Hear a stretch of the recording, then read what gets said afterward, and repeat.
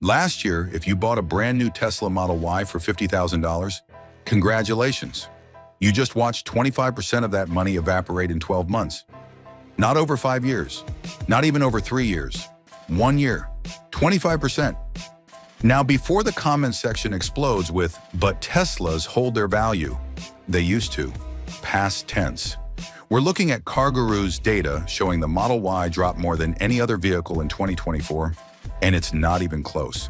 The average Ford Mustang, 5% depreciation. A Nissan Maxima, 5.2%. The Model Y, over 25% gone. And here's the thing nobody's talking about. This isn't just about Tesla. We're watching the largest value destruction event in modern automotive history unfold in real time. And if you're holding the keys to any of the 15 vehicles we're about to discuss, you're essentially watching your money burn. Some of these are losing more in depreciation per mile than it costs to lease a luxury sedan. Our data comes from iSeeCar's analysis of over 800,000 vehicles, Consumer Reports survey of 300,000 owners, NHTSA complaint records, and actual owner forum experiences. This isn't speculation. These are vehicles already showing catastrophic value loss, and by 2027, they'll be essentially worthless. Number 15, Tesla Model Y. According to CarGurus data analyzed by Fast Company, the Model Y lost 25.5% of its value in a single year. That's the worst depreciation of any vehicle in 2024.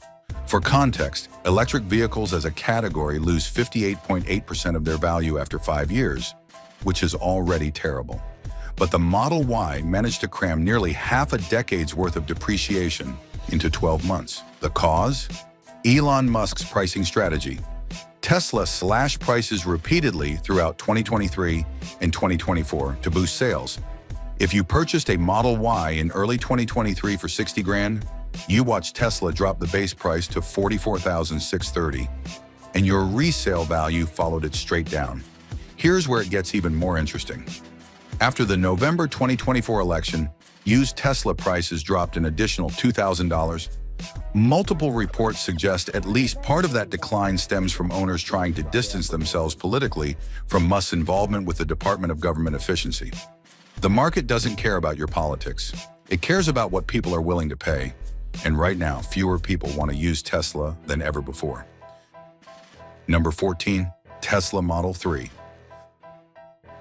The Model 3 dropped 25% in value during 2024, matching its crossover sibling for depreciation destruction. The average used Model 3 now sells for under $25,000. Think about that for a second. A car that costs 45 grand new is now cheaper than the federal tax credit threshold for used EVs after just a few years. This was supposed to be Tesla's volume seller, the affordable model that brought electric cars to the masses, and it succeeded at that. Tesla sold hundreds of thousands of them, but that success created its own problem. The used market is flooded with Model 3s, and Tesla keeps undercutting used prices by dropping new vehicle costs. Owner forums are filled with people who financed Model 3s in 2021 and 2022 at 50 grand and are now underwater on their loans. The car is worth $24,000. They still owe $35,000. That's not depreciation. That's financial catastrophe. And before anyone says, but it's still a great car, sure when it works, but you're buying into an ecosystem where the manufacturer actively destroys your vehicle's value through pricing decisions. By 2027, these will be worth $15,000 if you're lucky. Number 13, Tesla Model X. The Model X loses 63.4% of its value over 5 years according to iSeeCars. Run those numbers on a vehicle that costs $110,000 new. You're looking at a $70,000 hit. The Model X is Tesla's Falcon Door flagship SUV. When it works, it's genuinely impressive.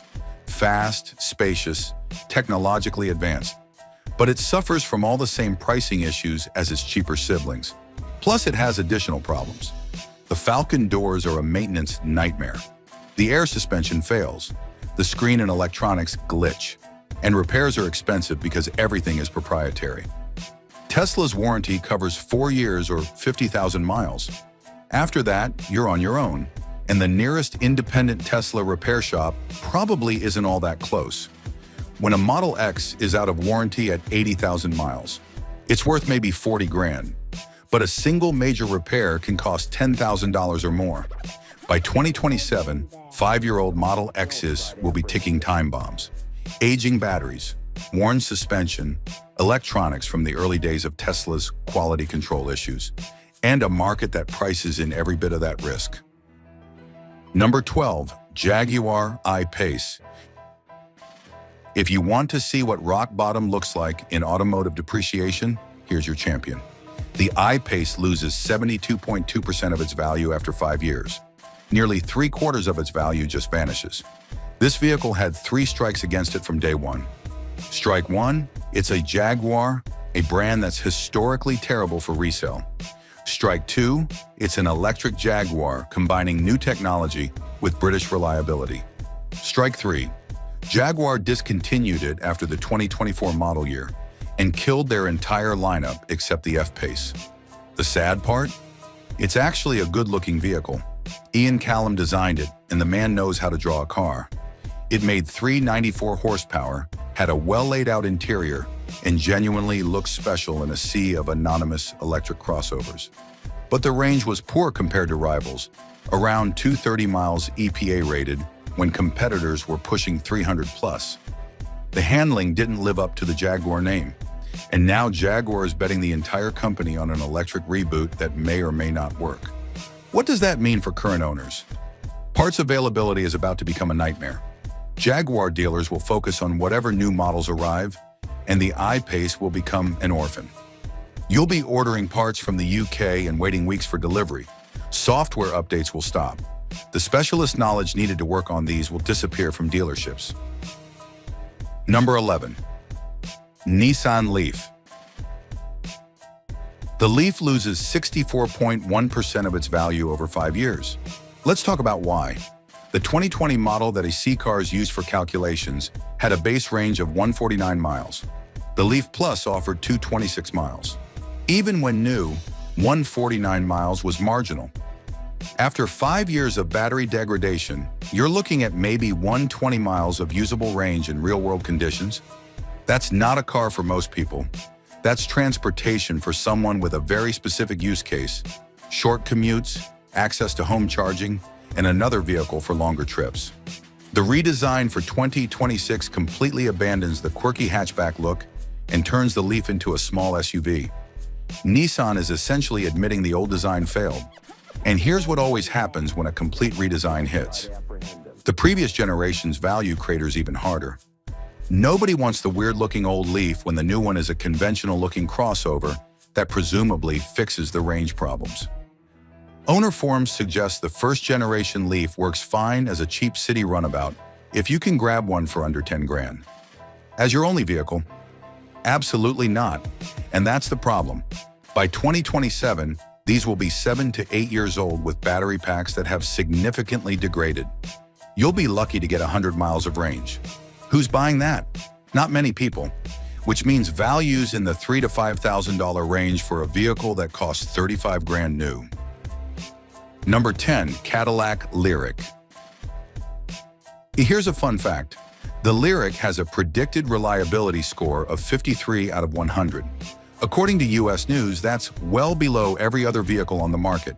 Not just EVs, not just luxury vehicles, every single vehicle.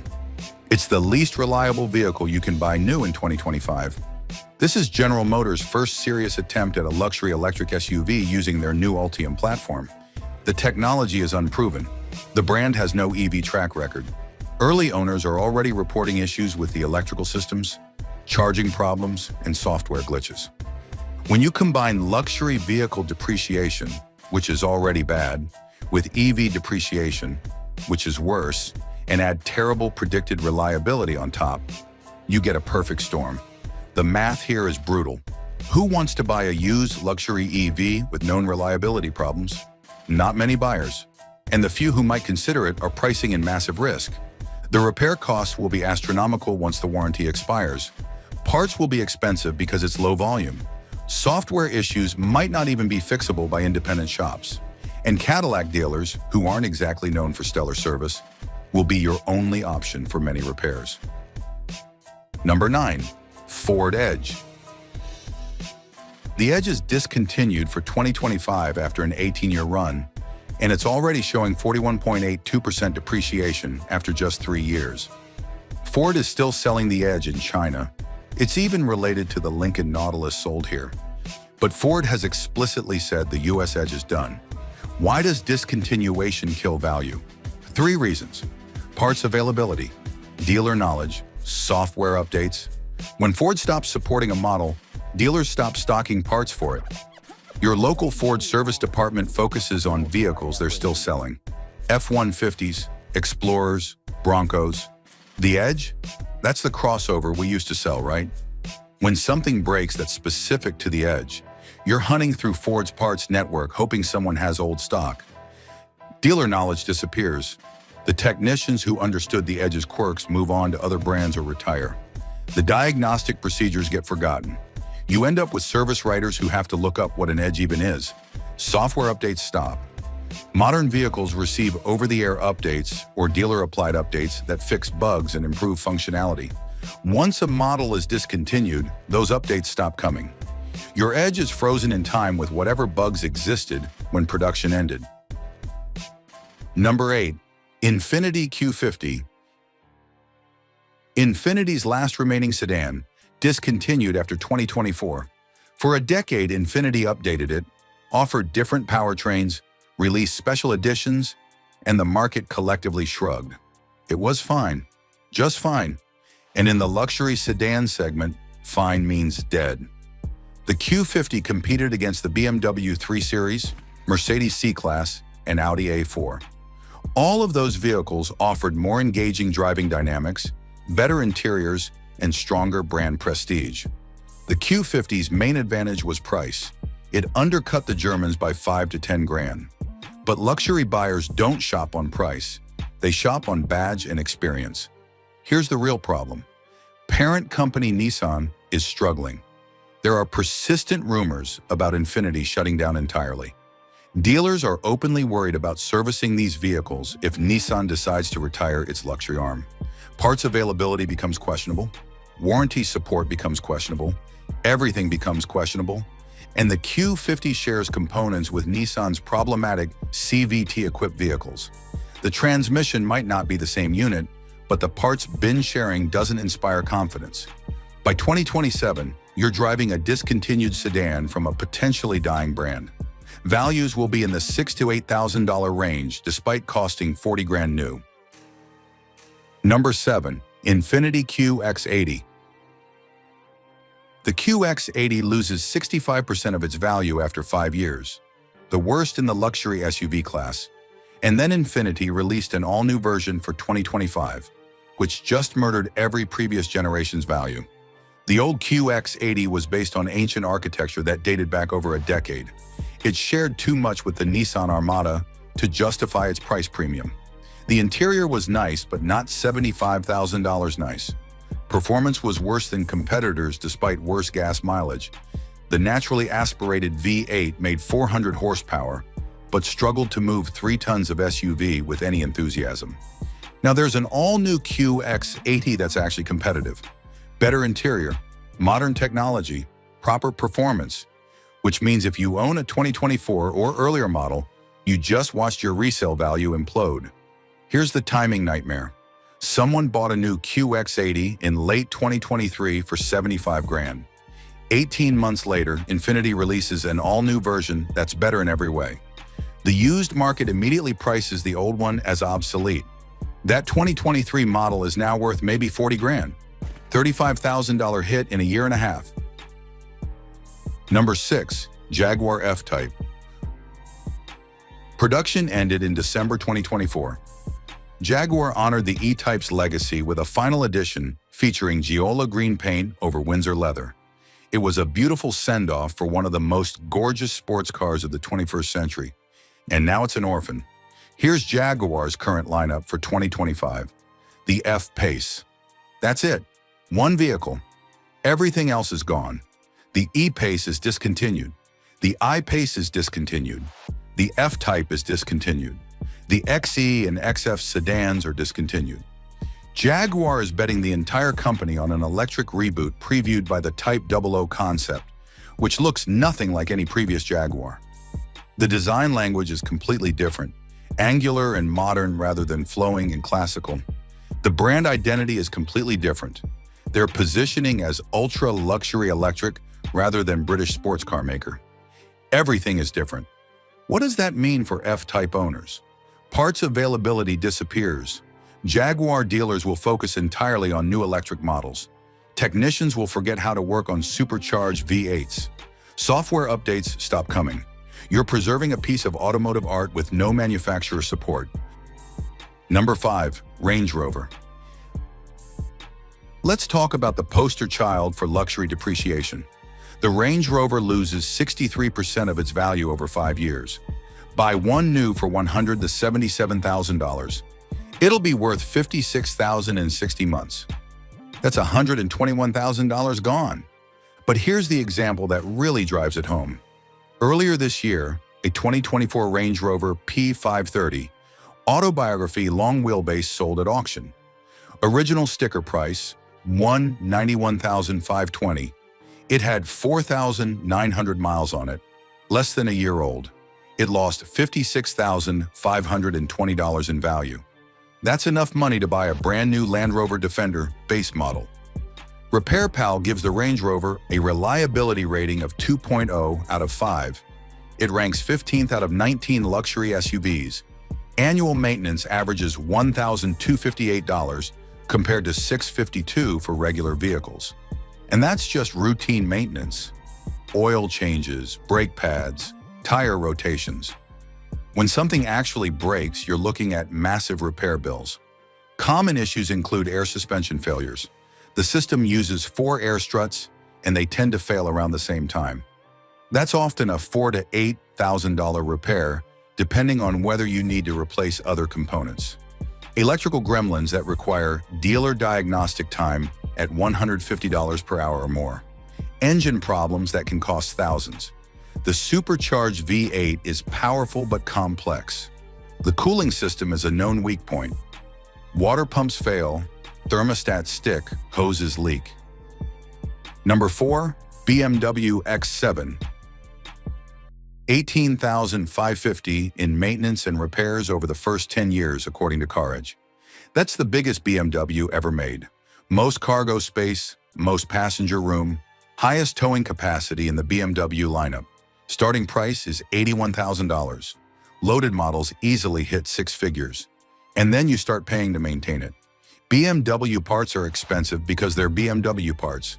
Labor rates are expensive because you need BMW certified technicians with BMW-specific diagnostic equipment. And the X7 is complicated. It's packed with technology that's impressive when new and expensive when it breaks. When the cooling system develops a leak, you're not looking at a $200 fix. The cooling system in a modern BMW is complex. Electric water pumps, multiple thermostats, expansion tanks made of plastic that crack. A cooling system overhaul can easily cost $2,000. When electrical gremlins appear, and they will, your local independent mechanic probably doesn't want to touch it. BMW electrical systems require proprietary diagnostic tools and knowledge. You're going to the dealer, and dealer labor rates in major cities can hit $200 per hour. Number 3. BMW X6M. Nearly $19,000 in maintenance and repairs over 10 years, the highest of any BMW SUV. But you get a 4.4-liter S63 V8 making 617 horsepower with a competition package, so there's that. The S63 is the successor to BMW's N62 V8, which was painfully unreliable between 2001 and 2008. The S63 is better. It's not grenading as frequently, but better than terrible is not the same as good. These engines are complex, highly stressed, and expensive to repair when something goes wrong. The turbos are the weak point. They're mounted in the valley of the V8, which means replacing them requires removing the engine. That's a $20,000 to $30,000 job if both turbos fail, and they will fail eventually because no turbocharger lasts forever. especially ones making 300 horsepower per turbocharged bank. The cooling system will need attention. High-performance engines run hot, and BMW cooling systems use a lot of plastic components that crack and leak. The transmission won't last forever. The ZF 8-speed is robust, but it's handling over 600 horsepower and 600 pound-feet of torque. Eventually, clutches wear, solenoids fail, mechatronics units glitch. Number 2. Lincoln Navigator. 45.6% depreciation after 3 years. The Navigator has been middling for years, according to automotive journalists, consistently playing second fiddle to the Escalade. It's not bad. It's just not truly worthy of its high price. The problem is market positioning. Luxury SUV buyers want an Escalade because of brand cachet. It's the vehicle that rappers and athletes drive. Or they want a German luxury SUV because of prestige and engineering credibility. The Navigator sits in between, offering neither the American icon status of the Cadillac nor the engineering reputation of the Germans. Ford's luxury brand has an identity problem. Lincoln used to mean something. Town cars were iconic, Continentals were classics, but decades of badge engineering and mediocre products destroyed that reputation. The Navigator is Ford's attempt to rebuild it, and while the current generation is actually quite good, the market hasn't fully bought in. Edmunds noted that the 2025 refresh fixes many of the Navigator's issues, which is great news for new buyers and terrible news for current owners. Your 2022 or 2023 Navigator just became obsolete. The market knows the new one is better. It has updated styling, improved technology, better materials, and used values of the previous generation adjust accordingly. Number 1. Ford F-150 Hybrid. This is America's best-selling vehicle in hybrid form, and it has the worst reliability score in Consumer Reports history for a mainstream vehicle. Not worst hybrid, not worst truck. Worst overall, and it's held that distinction for 3 consecutive years, 2022, 2023, and 2024. The problems are comprehensive. Consumer Reports documented issues with the hybrid battery, premature failure, charging problems, warning lights, transmission problems, shuddering, delayed shifts, complete failure, drive system failures. The power transfer unit that manages torque between gas and electric power has issues. Climate controls that stop working. Electronics that glitch constantly. Accessories that break. Consumer Reports identified significant issues in essentially every major system. This isn't a case of 1 or 2 problem areas. The entire vehicle is problematic. Here's the irony. Ford designed the PowerBoost Hybrid to deliver more power and better fuel economy than the gas-only F-150. In theory, it's brilliant. Combine a 3.5-liter EcoBoost VA6 with a 35 kilowatt-hour battery, an electric motor for 398 horsepower, and 12,000 pounds of towing capacity. Better fuel economy than the gas V8. More power than the base engines. Perfect for truck buyers who want capability and efficiency. So there's your list. 15 vehicles that are hemorrhaging value faster than anything else on the market. EVs with obsolete technology. Discontinued models with no dealer support. Luxury SUVs with luxury repair bills. And reliability nightmares that'll bankrupt you after the warranty expires. But here's the flip side. While these 15 are tanking, other vehicles are doing the exact opposite. We just covered which cars to avoid. Now go watch our video on the 10 cars that will skyrocket in value by 2026. Because timing the market works both ways.